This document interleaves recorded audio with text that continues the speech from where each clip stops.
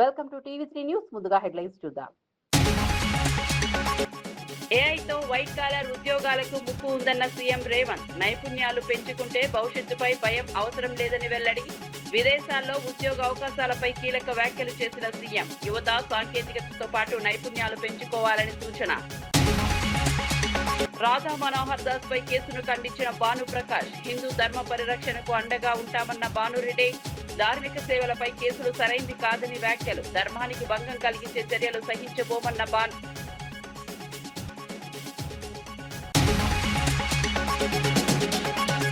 అన్ని దశల్లో ఇందిరమ్మ ఇళ్లు కొనసాగుతాయన్న పొంగులేటి. పేదలకు మరిన్ని ఇళ్ల మంజూరుపై మంత్రి కీలక ప్రకటన. ప్రజా దర్బార్లో సమస్యలు విన్న మంత్రి పొంగిలేటి. అర్హులకు అన్యాయం జరుగుతుందని అధికారులకు మంత్రి ఆదేశం. కడప పర్యటనలో పార్టీ నేతలతో భేటీ అయిన లోకేష్. టీడీపీ అంతర్గత విభేదాల పరిష్కారంపై లోకేష్ ఫోకస్. 2 రోజుల పర్యటనలో కడపకు చేరుకున్న మంత్రి లోకేష్ ఇరు వర్గాలతో చర్చలు జరపనున్న.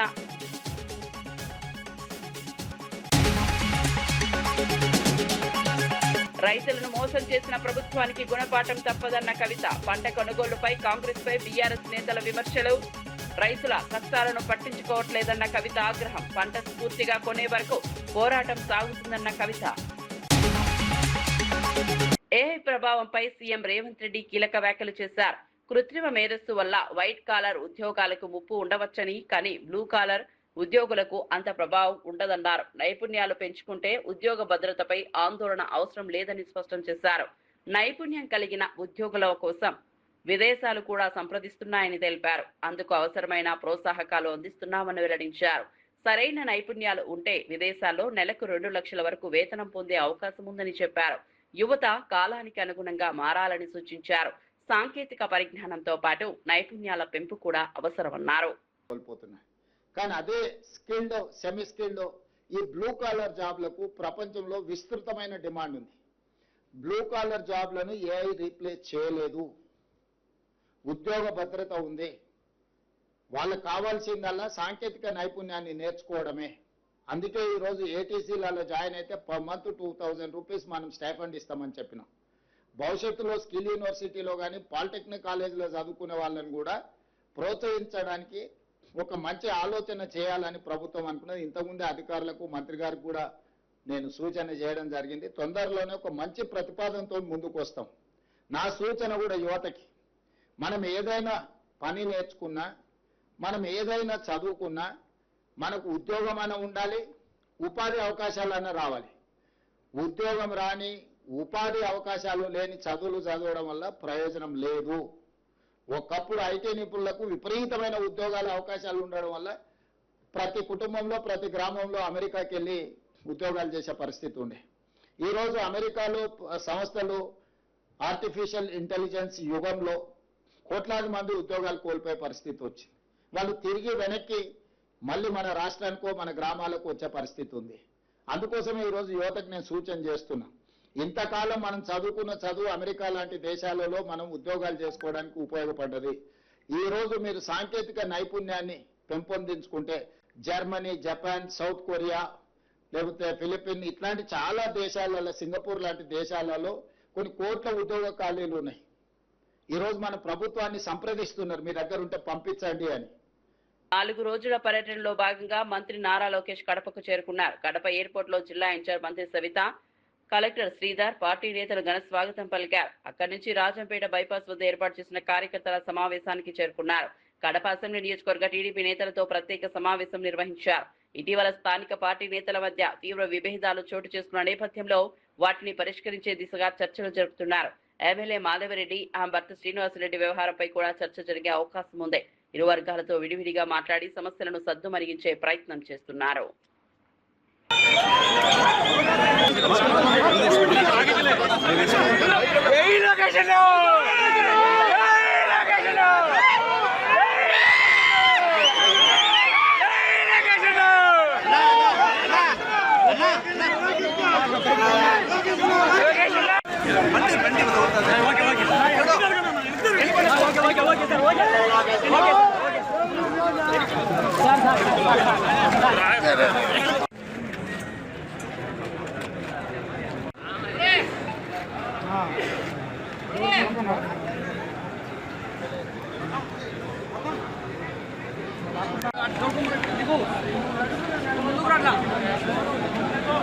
అవతల దాటుకో దాటుకో దాటుకో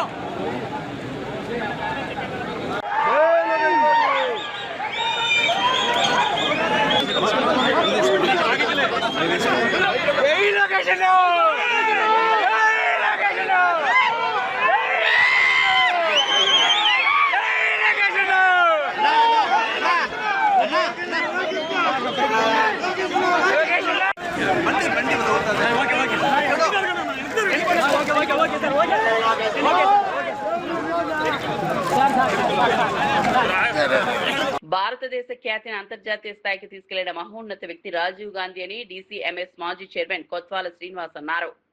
మాజీ ప్రధాని రాజీవ్ గాంధీ వర్ధంతి సందర్భంగా పాల్వంచలో కాంగ్రెస్ పార్టీ ఆధ్వర్యంలో ఘన నివాళుల కార్యక్రమం నిర్వహించారు. రాజీవ్ గాంధీ విగ్రహానికి పూలమాలలు వేసి నివాళులు అర్పించారు.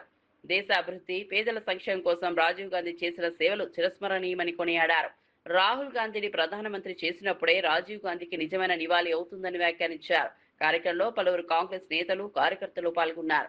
రాజీవ్ సేవలను ప్రజలు ఎప్పటికీ మరవలేరని అన్నారు.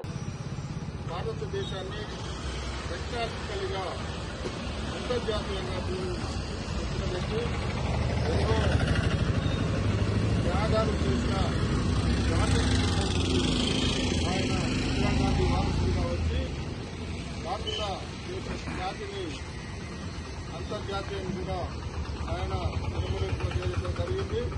ఆయన ఆశయాలకు అనుగుణంగా ప్రతి కాంగ్రెస్ కార్యకర్త ఆయన అడుగుజాడల్లో నడవాలని కోరుకుంటూ ఆయన కుమారుడు మనందరి ప్రియతమ నాయకులు కాంగ్రెస్ పార్టీ జాతీయ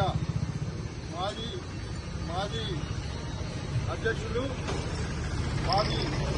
భారతదేశానికి ప్రధాన కార్యదర్శి ఆయన్ను మనందరం కూడా రాహుల్ గాంధీని ప్రధానమంత్రిగా చేసినప్పుడే రాజీవ్ గాంధీ గారి ఆత్మకు శాంతి చేకూరుతుందని కోరుకుంటూ మీ అందరి దగ్గర సెలవుస్తున్నాం.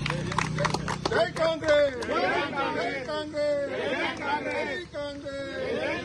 రాజీవ్ గాంధీ, రాజీవ్ గాంధీ, రాజీవ్ గాంధీ, రాహుల్ గాంధీ గారి నాయకత్వం, సోనియా గాంధీ గారి నాయకత్వం, ప్రియాంక గాంధీ గారి నాయకత్వం, సంజయ్ గారి నాయకత్వం, రేవంత్ రెడ్డి గారి నాయకత్వం, భట్టి గారి నాయకత్వం, పొంగులేటి సీనన్న గారి నాయకత్వం, నాగేశ్వరరావు గారి నాయకత్వం, రేణుకా చౌదరి గారి నాయకత్వం, రఘురామరెడ్డి గారి నాయకత్వం. జై కాంగ్రెస్, జై కాంగ్రెస్. రాష్ట్ర వ్యాప్తంగా 2వ దశతో పాటు 3, 4 దశల్లో కూడా పేదలకు ఇందిరమ్మ ఇల్లు మంజూరు చేస్తామని మంత్రి పొంగులేటి శ్రీనివాసరెడ్డి స్పష్టం చేశారు. ఖమ్మం జిల్లా సత్తుపల్లిలో నిర్వహించిన ప్రజాపాలన ప్రగతి ప్రణాళిక కార్యక్రమంలో పాల్గొన్న ఆయన ప్రజా దర్బార్ నిర్వహించారు. సత్తుపల్లి, పెనుపల్లి, వేంసూరు మండలాల ప్రజల సమస్యలను నేరుగా విన్నారు. ప్రజల అర్హతలను పరిశీలించి ఎవరూ అన్యాయానికి గురికాకుండా చూడాలని అధికారులను ఆదేశించారు. క్షేత్రస్థాయిలో తనిఖీలు నిర్వహించాలని సూచించారు. ఇప్పటికే 1,20,000 ఇందిరమ్మ ఇళ్లు పూర్తయ్యాయని తెలిపారు. భవిష్యత్తు దశల్లో కూడా ఇళ్ల కేటాయింపులు కొనసాగుతాయని పునరుద్ఘాటించారు.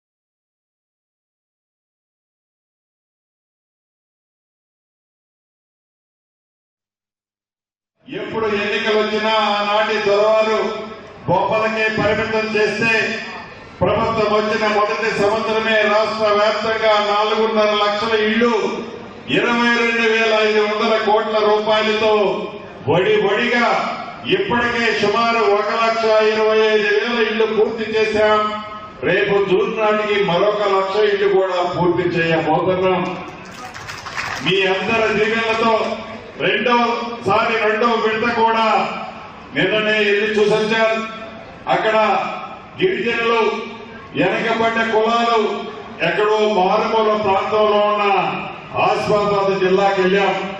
గౌరవ ముఖ్యమంత్రి గారి చేతుల మీదుగా రేపు 2వ తారీఖు నాడు 2వ విడత ఇందిరమ్మ ఇళ్లు కూడా రాష్ట్ర వ్యాప్తంగా ఇయ్యబోతున్నాం. విజయనగరంలో డాక్టర్ సుధాకర్ సుబ్రహ్మణ్యం స్మారక సభ ఘనంగా నిర్వహించారు. కార్యక్రమానికి ఎమ్మెల్యే పూసపాటి అదితి విజయలక్ష్మి, గజపతిరాజు ముఖ్య అతిథిగా హాజరయ్యారు. వైఎస్ఆర్సీపీ పాలన సమయంలో మరణించిన డాక్టర్ సుధాకర్, వైఎస్ఆర్సీపీ ఎమ్మెల్సీ అనంతబాబు చర్యలతో ప్రాణాలు కోల్పోయిన సుబ్రహ్మణ్యంను స్మరించుకున్నారు. వారి చిత్రపటాలకు పూలమాలలు వేసి ఘన నివాళులు అర్పించారు. ఈ సందర్భంగా దళితుల సంక్షేమం కోసం కూటమి ప్రభుత్వం అన్ని చర్యలు తీసుకుంటోందని ఎమ్మెల్యే తెలిపారు. సమాజంలోని బలహీన వర్గాల అభివృద్ధి కోసం ప్రత్యేక కార్యక్రమాలు చేపడుతున్నామని వెల్లడించారు. దళితుల సంక్షేమమే ప్రభుత్వ లక్ష్యమని పేర్కొన్నారు.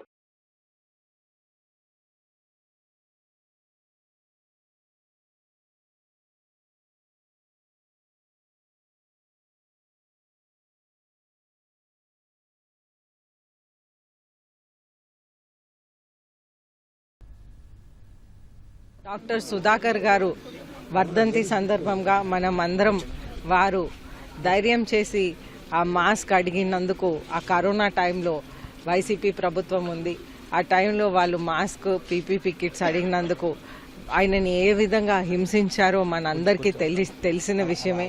కాబట్టి ఈరోజు వారి వర్ధంతి సందర్భంగా వారిని ఒక్కసారి గుర్తించుకుంటూ, వారు చేసిన ధైర్యాలు గుర్తించుకుంటూ మనం ఒకసారి వారికి నివాళులు అనేది అర్పిస్తూ ఉన్నాం. అనంతబాబు డ్రైవర్ సుబ్రహ్మణ్యం గారు ఆయనని హత్య చేసి డోర్ డెలివరీ చేసిన సందర్భాలు మనం చూసాం.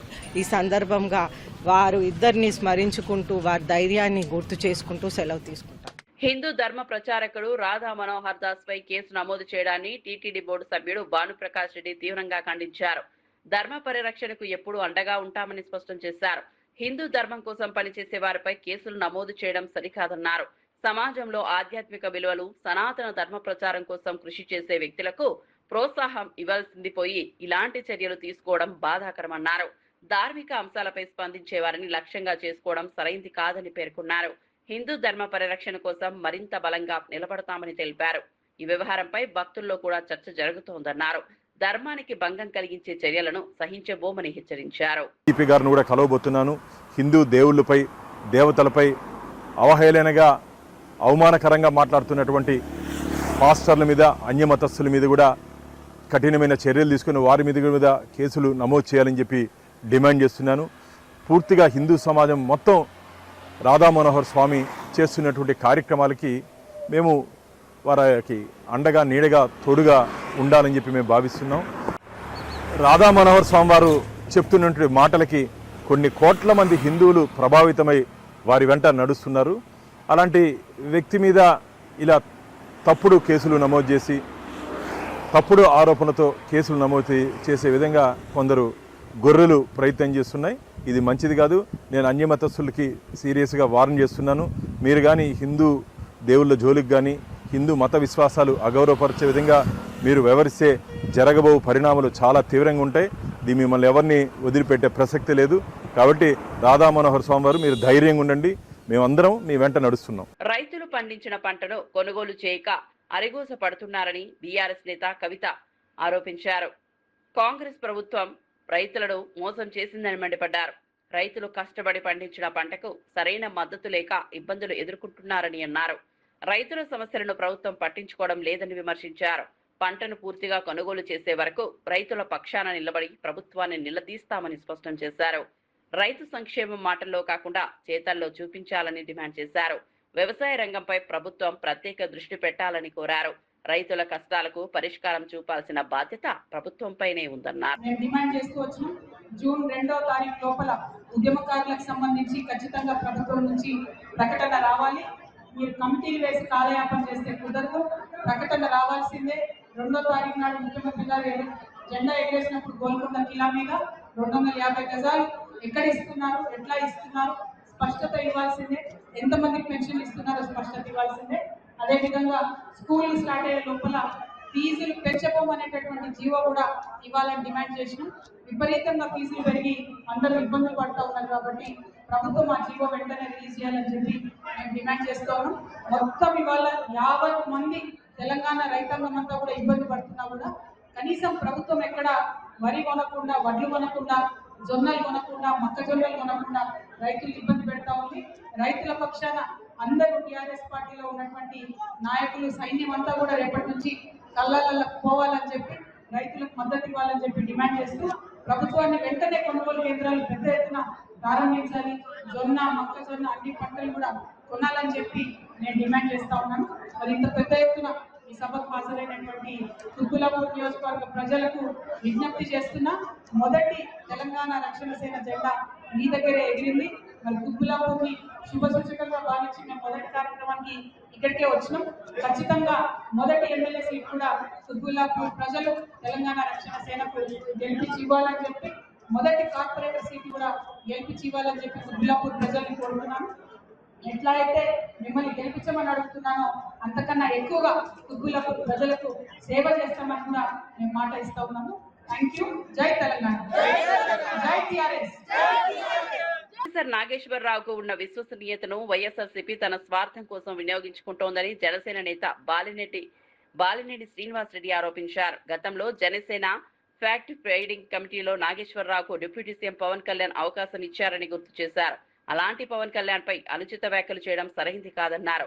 సమాజంలో మంచి గుర్తింపు ఉన్న వ్యక్తులు బాధ్యతాయుతంగా మాట్లాడాలని సూచించారు.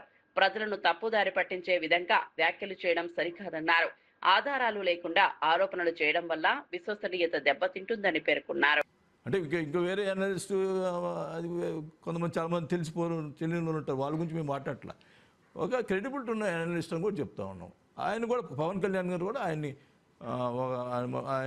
అనలిస్ట్, మంచి అనలిస్ట్ అనే ఉద్దేశంతో ఫ్యాక్ట్ ఫైండింగ్ అనే కమిటీలో ఆయన వేశారు. అప్పుడు ఆయన పెళ్ళికి పిలిస్తే కూడా పోయారు. ఆయన మీద అంత గౌరవం ఉంది. అలాంటిది లేని తీసుకొచ్చారు కాబట్టి అది పబ్లిక్ ప్రజలు కూడా తెలియాలా, అందువల్ల ఉద్దేశంతో మాట్లాడుతున్న తప్పితే వేరే ఉద్దేశం కాదు. సార్, మరి ఇప్పుడు క్రెడిబిలిటీ ఉన్నటువంటి వ్యక్తి కాబట్టి ఫ్యాక్ట్ ఫైండింగ్ కమిటీలో సభ్యునిగా ఇచ్చారు బాగుంటుంది. మరి ఇప్పుడు ఆ క్రెడిబిలిటీ లేదని మీరే చెప్తున్నారు కదా, ఆ సభ్యునిగా తొలగిస్తారా ఆయన్ని? అది గతంలో పెట్టారండి, నాట్ నౌ. గతంలో కర్నూలు జిల్లా ఎమ్మిగనూరులో బ్రుసెల్లోసిస్ వ్యాధి కలకరం రేపుతోంది. బనవాసి గణికృత వీర కేంద్రంలో 2 కూలీలకు ఈ ప్రమాదకర వ్యాధి సోకినట్లు అధికారులు నిర్ధారించారు. సెమెన్ బ్యాంకులోని 8 పశువులకు కూడా వ్యాధి సోకినట్లు గుర్తించారు. వ్యాధి మరింత వ్యాపించకుండా అధికారులు అప్రమత్తమయ్యారు. సోకిన పశువులను ప్రత్యేక షెడ్లకు తరలించారు. బాధితులైన 2 కూలీలను విధులకు దూరంగా ఉంచారు. పరిస్థితిని నిరంతరం పర్యవేక్షిస్తున్నామని అధికారులు తెలిపారు. ప్రజలు ఎలాంటి భయాందోళనకు గురి కావద్దని సూచించారు. ఆరోగ్య భద్రత చర్యలను కట్టుదిట్టం చేస్తున్నామని వెల్లడించారు. అలాగే 2 వర్కర్స్ కూడా వ్యాధి సోకినట్లు వచ్చిందండి. అది ఆ 2 కూడా వెంటనే వాళ్ళని తక్షణ నిధుల నుంచి తప్పించేసి ట్రీట్మెంట్ ఇస్తున్నాము. ఒక పర్సన్కి అయితే 10 రోజుల్లోనే కోలుకుంటారు. అంటే ట్రీట్మెంట్కి రెస్పాండ్ అయ్యి తగ్గిపోతుంది. ఇంకొక అతనికి 1 నెల రోజుల గడువులో అతను కూడా రిపోర్టు తగ్గిపోతుందండి. అది పశువులు ఎక్కడ? పశువులు మేము వేరే నాలుగుకి పెట్టేసామండి. తర్వాత చెప్పండి సార్. పశువులకి వచ్చిన వెంటనే తక్షణమే దూరంగా వేరే షెడ్లకి తరలించేసాము వాటిని. అక్కడి నుంచి కూడా తీసేసాము వాటిని, ఆ పశువులను. బ్రుసెల్లోసిస్ వ్యాధులు ఎట్లా అంటే కొద్ది జ్వరం ఎక్కువగా, జాయింట్ పెయిన్స్, అది జాయింట్ పెయిన్స్ అట్లా వస్తాయి. అయితే స్టేజ్ని బట్టి మనుషుల్లో తెలుస్తుందేమో కానీ పశువులకైతే అవి తీవ్రం సంవత్సరం కోసం చేయించడం వల్ల మనకు లక్షణాలు ఏమి కనపడవు. టైటర్ను బట్టి రిపోర్ట్ని బట్టి మనం రెస్పాండ్ అయ్యి చేస్తూ ఉంటాము. వాటికి మనం అయితే సెమెన్ క్వాలిటీ కానీ అది తగ్గుద్ది తప్పితే వేరే ఫిల్మ్స్ మనకి లక్షణాలు ఏమి కనిపించవు పైకి. స్టేజ్ని బట్టి అంటే 6 నెలల సంవత్సరం కోసం చేయించుతాం కాబట్టి వాటికి మనకి ఈ లోపు ఏ వారికి 1-2 నెలల్లో వాటికి సోకున్నా కానీ అది మనకి లక్షణాలు బయటపడతాయి.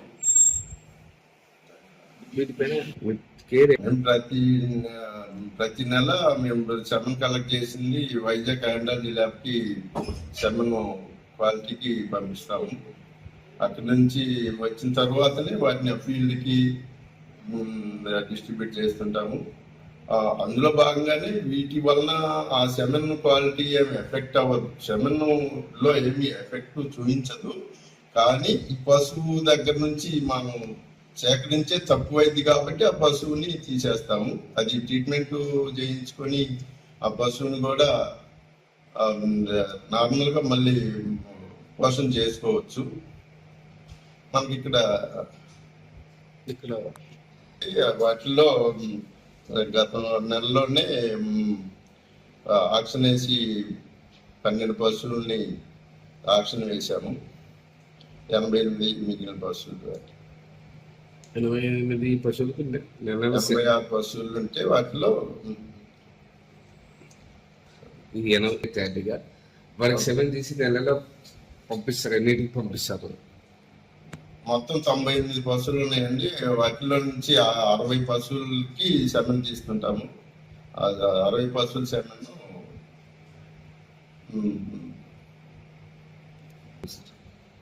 నా పేరు శ్రీనివాస్ రెడ్డి, అసిస్టెంట్ డైరెక్టర్, బర్మాసి గణీకృత వీర్య ఆర్బత్ కేంద్రంలో పనిచేసి. కర్నూలు జిల్లా ఎమ్మిగనూరులో చేనేత సహకార సంఘం ఉద్యోగులు ఆందోళన బాట పట్టారు. జీతాలు పెంచాలని డిమాండ్ చేస్తూ విధులను బహిష్కరించారు. ఏళ్ల తరబడి పనిచేస్తున్న తమకు కేవలం 6,000 నుంచి 10,000 రూపాయల లోపే జీతాలు ఇస్తున్నారని ఆవేదన వ్యక్తం చేశారు. మరోవైపు కొత్తగా చేరిన ఉద్యోగులకు 30,000 వరకు వేతనాలు పెంచడంపై నిరసన వ్యక్తం చేస్తున్నారు. కనీస పనికి కనీస వేతనం చెల్లించాలని ఉద్యోగులు డిమాండ్ చేస్తున్నారు. సమాన పనికి సమాన వేతనం ఇవ్వాలని కోరుతున్నారు. సమస్యలను వెంటనే పరిష్కరించాలని ప్రభుత్వాన్ని కోరారు. తమ డిమాండ్లు నెరవేరే వరకు పోరాటం కొనసాగిస్తామని స్పష్టం చేశారు. ఓన్లీ 173 రూపాయలు మాత్రం ఇవ్వడానికి పరిధి లేదని నిలబెట్టినాడు. ఇంతవరకు ఈ రోజు అయితే 21వ తారీఖు ఇంతవరకు జీతాలు లేక మేము అల్లాడుతున్నాము. చిన్న జీతాలు మా ఎంత 10,000 లోపలే అందరూ జీతాలు 10,000 లోపలే జీతాలు ఉన్నాయి. ఈ 10,000 లోపల జీతాలు ఉన్నా కానీ ఇంతవరకు మాకు జీతాలు ముట్టడానికి లేకుండా మా ఏడి అండ్ మాజీ సెక్రటరీ ఇందుకు కలిసి ఏం జరిగిందో వాళ్ళకు లోపాయకారంగా మాకు తెలియదు. మాకు మాది ఇంతవరకు జీతాలు లేకుండా మమ్మల్ని ఒకటే స్థాయిస్తున్నారు. ఈ జీతాలు తొందర రావాలా, మనకి అందరికీ జీతాలు పెరగాలని మేము ఈ సభాముఖం ఈ మీడియా మిత్రులందరికీ కోరుచున్నాము. రైట్. ఇప్పుడు మా యువర్స్ సొసైటీ ఉద్యోగస్తులందరి గురించి నేను మాట్లాడుతున్నాను. ఇంతవరకు ఏప్రిల్ నెల జీతం ఇంతవరకు రాలేదు. వీడియో పాయింట్లు అడిగితే కానీ సెక్రటరీ గారు నా పరిధి లేదని చెప్పి ఒకటేసారి టెక్నికల్ రవికుమార్ గారికి 18,000 ఉన్న జీతాన్ని ఒకసారి 30,000 చేయడానికి ఆయనకి ఆస్కారం ఉన్నది కాబట్టి ఆయన చేసినారు. మాకు చేయంటే నా పరిధిలో అంటాడు 30,000 చేయడానికి ఆయన పరిధిలో ఉంది. జీతము 30,000 చేయడానికి ఆయన పరిధిలో ఉంది కాబట్టి మాకు వీడియో పాయింట్లు గవర్నమెంట్ వచ్చిన వీడియో పాయింట్లు ఇవ్వడానికి ఓన్లీ 173 రూపాయలు మాత్రం ఇవ్వడానికి పరిధి లేదని నిలబెట్టినాడు. ఇంతవరకు ఈ రోజు అయితే 21వ తారీఖు ఇంతవరకు జీతాలు లేక మేము అల్లాడుతున్నాము. చిన్న జీతాలు మా ఎంత 10,000 లోపలే అందరూ జీతాలు 10,000 లోపలే జీతాలు ఉన్నాయి.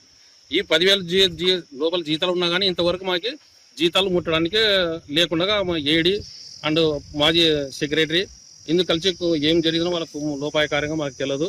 మాకు మాది ఇంతవరకు జీతాలు లేకుండా మమ్మల్ని ఒకటే స్థాయిస్తున్నారు. ఈ జీతాలు తొందర రావాలా, మనకి అందరికీ జీతాలు పెరగాలని మేము ఈ సభాముఖం ఈ మీడియా మిత్రులందరికీ కోరుచున్నాము. రైట్. లో మావోయిస్టులకు భారీ ఎదురుదెబ్బ తగిలింది. ఆపరేషన్ నవజీవన్లో భాగంగా జార్ఖండ్ డీజీపీ సదాశా మిశ్రా సమక్షంలో 27 మావోయిస్టులు లొంగిపోయారు. లొంగిపోయిన వారిలో పొలిట్ బ్యూరో సభ్యుడు మిసిర్ బెస్ట్రా స్క్వాడ్ కు చెందిన కీలక కమ్యూనిస్టు శ్రేణులు ఉన్నట్లు అధికారులు వెల్లడించారు. సబ్ జోనల్ కమాండర్లు సాగేన్ ఆంగరియా, సచిన్ బేగ్ తో పాటు 6 ఏరియా కమాండర్లు కూడా లొంగిపోయారు. వీరిలో సాగేన్ ఆంగరియాపై 100కు పైగా కేసులు ఉన్నట్లు సమాచారం. లొంగిపోయిన వారి వద్ద నుంచి భారీగా ఆయుధాలు, తూటాలు స్వాధీనం చేసుకున్నారు. ఏడాది ఎన్కౌంటర్లో 22 మావోయిస్టులు మరణించినట్లు పోలీసులు తెలిపారు. మిగిలిన వారు కూడా హింసా మార్గం వేడి జనజీవన స్రవంతిలో కలవాలని డీజీపీ పిలుపునిచ్చారు.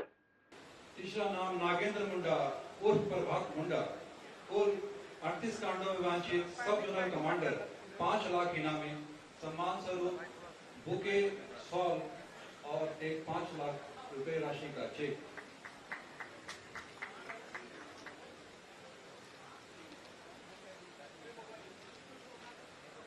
सामने देखिए, सामने। न्यायालय शुल्क निःशुल्क सरकारी अधिवक्ता जीवन बीमा आत्मनिर्भरकर्ता को 5 लाख रुपए का जीवन बीमा है एवं परिवार के अधिकतम 5 सदस्यों के लिए 1 लाख रुपए का सामूहिक जीवन बीमा, बैंक का लोन 4 लाख रुपए तक, सरकारी अस्पतालों में निःशुल्क चिकित्सा, शारीरिक मापदंड अगर पूरे होते हैं तो आप पर नक्सल पुलिस आज झारखंड के लिए और झारखंड पुलिस के लिए यह एक अविस्मरणीय दिवस है, जहां हम लोग हमारे भटके हुए साथियों को, झारखंड वासियों को पुनः मुख्य धारा में स्वागत कर रहे हैं। आज स्वागत का दिन है, हर्ष का दिन है, एवं इसके साथ साथ जो बलिदान, जो अथक प्रयास एवं जो त्याग इसके पीछे रहा है, उसे भी याद करने का दिवस है। मैं आज यहाँ समर्पण करने वाले 27 साथियों को स्वागत करती हूँ। उनके परिवार को मैं दिलासा देना चाहती हूँ कि जिस तरह उन्हें स्वागत किया गया है, आगे भी हम लोग उनका ख्याल रखेंगे। इस क्रम में जो भी हम लोगों को स्टेप्स लेना है, वो सारे हम लोग ले रहे हैं। सुनियोजित ढंग से हम लोग आगे बढ़ रहे हैं और हम लोग कोशिश करेंगे कि वर्तमान आज जितने माओवादी सरेंडर कर रहे हैं तथा जो पूर्व में भी सरेंडर कर चुके हैं, उनका सभी का जो भी आवश्यकताएं हैं अभी तक पूरा नहीं हुआ है, उसे हम लोग सुनियोजित ढंग से पूरा करने का प्रयास करेंगे। मैं झारखंड पुलिस, केंद्रीय reserve police force, Jharkhand Jaguar और अन्य सूचना तंत्र में जड़ित पदाधिकारी सभी को अंतर से धन्यवाद दे रहे हैं और आगे इस तरह की कंबाइंड और कॉम्प्रिहेंसिव एफर्ट को जारी रखने की इच्छा व्यक्त करती हूँ। బులెటిన్ ముగించే ముందు హెడ్లైన్స్ మరోసారి చూద్దాం. ఏఐతో వైట్ కాలర్ ఉద్యోగాలకు ముప్పు ఉందన్న సీఎం రేవంత్. నైపుణ్యాలు పెంచుకుంటే భవిష్యత్తుపై భయం అవసరం లేదని వెల్లడి. విదేశాల్లో ఉద్యోగ అవకాశాలపై కీలక వ్యాఖ్యలు చేసిన సీఎం. యువత సాంకేతికతతో పాటు నైపుణ్యాలు పెంచుకోవాలని సూచన. రాధా మనోహర్ దాస్ పై కేసును ఖండించిన భానుప్రకాష్. హిందూ ధర్మ పరిరక్షణకు అండగా ఉంటామన్న భానురెడ్డి. ధార్మిక సేవలపై కేసులు సరైంది కాదని వ్యాఖ్యలు. ధర్మానికి భంగం కలిగించే చర్యలు సహించబోమన్న భాను.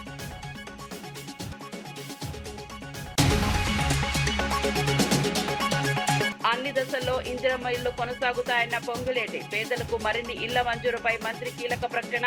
ప్రజా దర్బార్లో సమస్యలు విన్న మంత్రి పొంగులేటి. అర్హులకు అన్యాయం జరగొద్దని అధికారులకు మంత్రి ఆదేశం. కడప పర్యటనలో పార్టీ నేతలతో భేటీ అయిన లోకేష్. టీడీపీ అంతర్గత విభేదాల పరిష్కారంపై లోకేష్ ఫోకస్. 2 రోజుల పర్యటనలో కడపకు చేరుకున్న మంత్రి లోకేష్ ఇరు వర్గాలతో చర్చలు జరపనున్న.